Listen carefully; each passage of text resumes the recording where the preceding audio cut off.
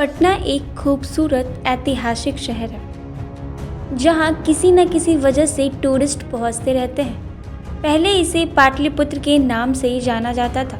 अब ये काफ़ी डेवलपमेंट हो चुका है। पटना आकर आप कई इंटरेस्टिंग चीज़ों पर घूम सकते हैं, लेकिन अगर घूमने का मौका मिले तो अगम कुआं देखना ना भूलें। जी हाँ, इस कुएं को रहस्यमयी कुआं कहा जाता है और इसके बारे में कई रोचक कहानियाँ भी हैं। अगम कुआं पटना के सबसे पुरानी आर्कियोलॉजिकल साइट्स में से एक है। इसका बड़ा ऐतिहासिक महत्व है क्योंकि इसे मौर्य शासक अशोक के समय में बनवाया गया था। जी हाँ, अगर पुरानी कहानियों की माने तो इसकी अशोक का यातना गृह भी कहा जाता है। हालांकि अब यहाँ काफ़ी धार्मिक आस्थाएं जुड़ चुके हैं और इसे चमत्कारी शक्तियों से युक्त माना जाता है। कहानियों की मानी तो अशोक ने अपने 99 भाइयों के सिर कलम करवाकर उनकी लाशें इस कुएं में फेंकवा दिए थे। उसने ऐसा इसीलिए किया था ताकि वह राजा बन सके।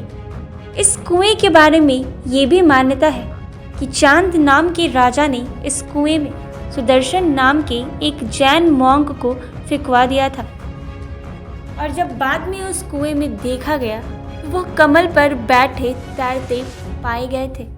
जी हाँ, अब इस कुएं को शादी या कई धार्मिक कामों के लिए शुभ माना जाता है। हिंदू लोग मानते हैं कि इससे कई चमत्कारिक शक्तियाँ हैं। कुएं के बारे में ये भी बताया जाता है कि यहाँ का पानी कभी नहीं सूखता।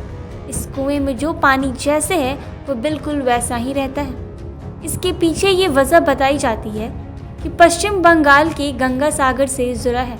जी हाँ, कहते हैं कि इस कुएं का जो पानी है वो पश्चिम बंगाल के गंगा सागर से जुड़ा हुआ है।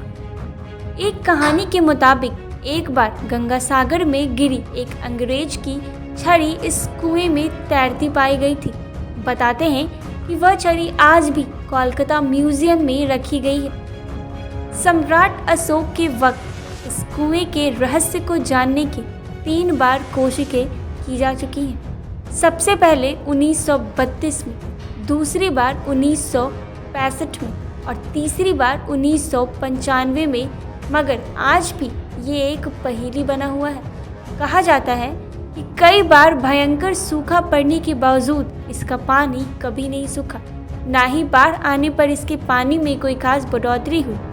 कुएं की एक और खासियत ये है कि इसके पानी का रंग हमेशा हर दूसरे दिन बदलता रहता है।